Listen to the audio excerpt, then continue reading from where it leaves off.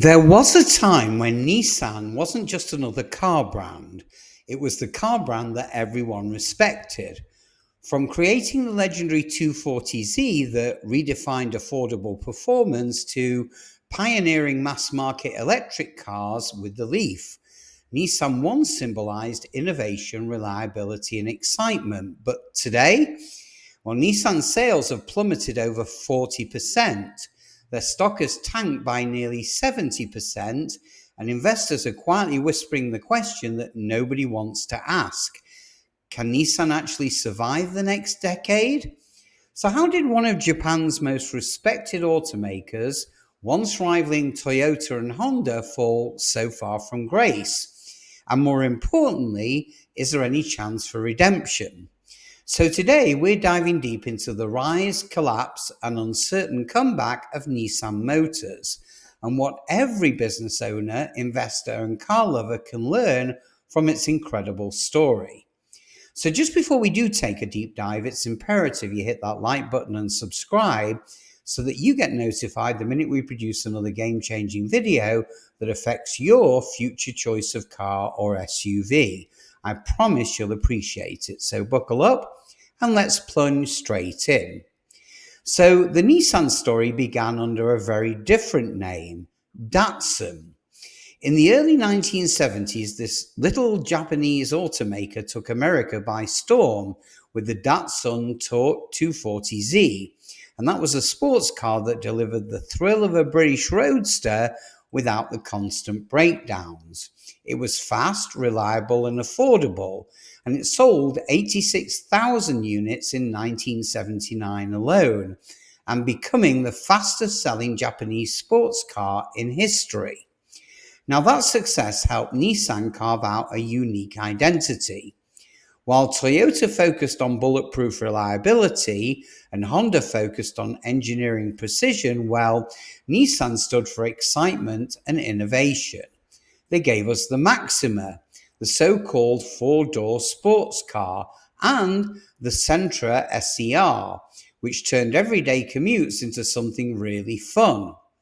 Then came the 1980s, and with it came opportunity.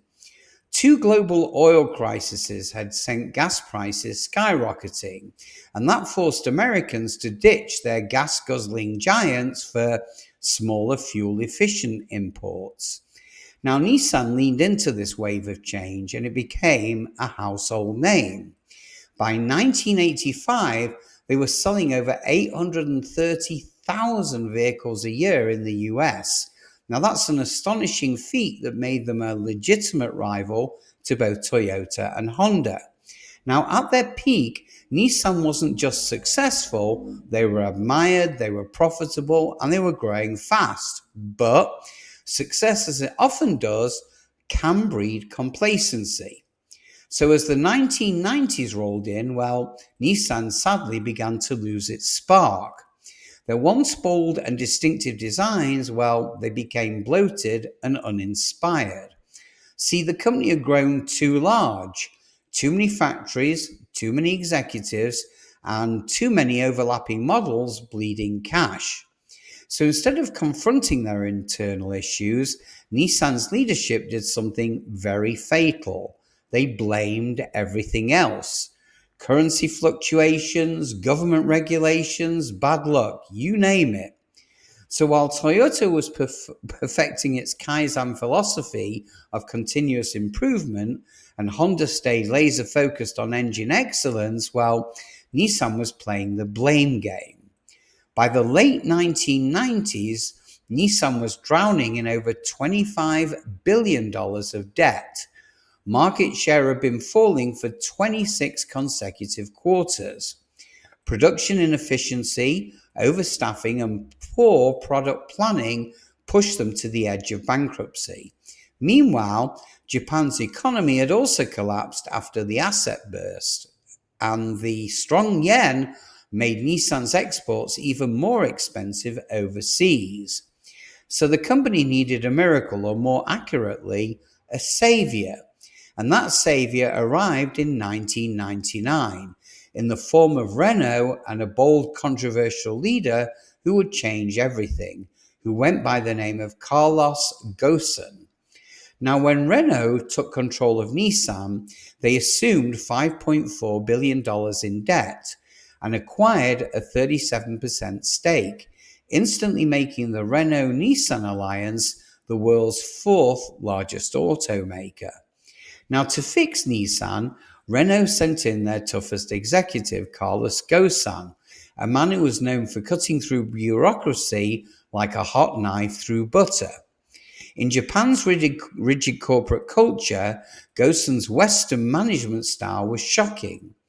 He immediately closed 5 factories, he fired 21,000 employees, and he cut 20% of costs in his very first year. He even dared to say publicly that the problem at Nissan isn't outside the company, it's inside the company. And guess what? Against all odds, it worked.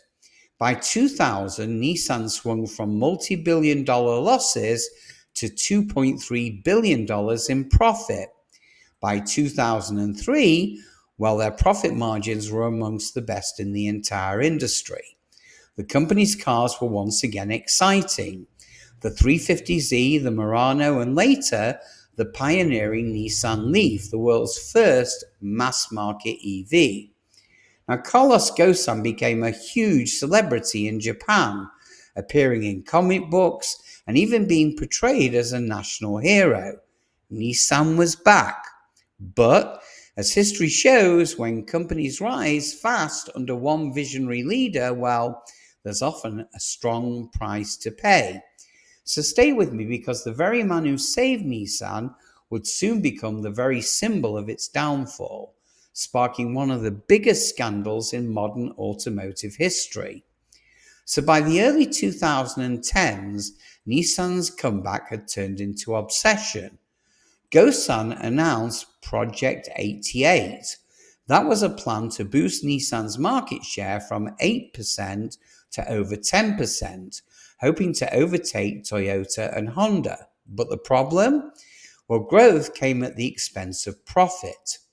Nissan flooded dealerships with overbuilt inventory, they relied heavily on fleet sales, and they offered massive incentives, sometimes paying over $3,400 per car in discounts, and that was nearly double what Honda offered.